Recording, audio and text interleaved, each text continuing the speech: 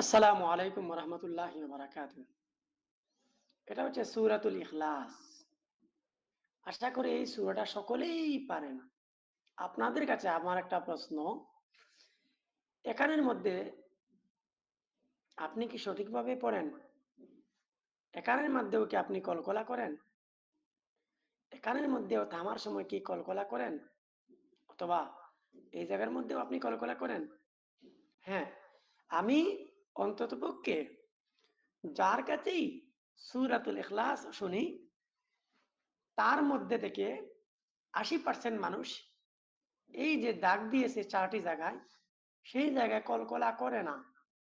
অর্থাৎ আপনারও নিশ্চয়ই এই জায়গার মধ্যে কলকলার শুদ্ধতার কিছু উচ্চারণের গরমিল আছে। সেজন্য আপনিও শিখে নিন সূরাতুল ইখলাসের শুদ্ধ কলকলা থামার সময় কিভাবে করবেন।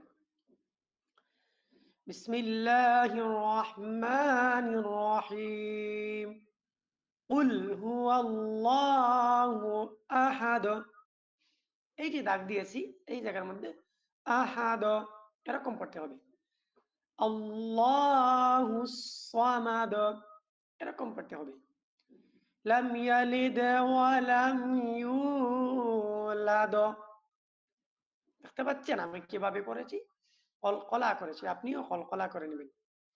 ওয়ালাম ইয়াকুল লাহু কুফুয়ান আহাদ। কলকলা করে নিয়েছি আয়াতের শেষের হরফকে, কারণ সূরাতুল ইখলাসের শেষের সবগুলো হরফের মধ্যেই কলকলা আছে।